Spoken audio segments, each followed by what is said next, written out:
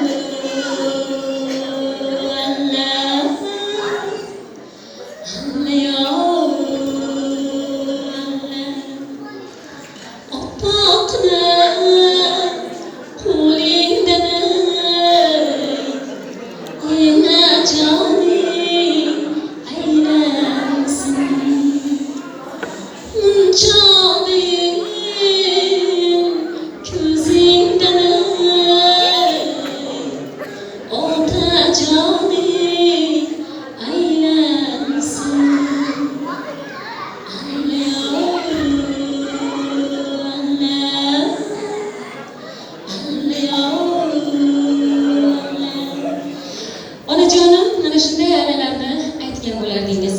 Albatta mana shu ijro etgan aylan Bulung'ur tumaniga xos, Bulung'urda qadimdan onalarimiz ijro etib kelgan aylanlar edi.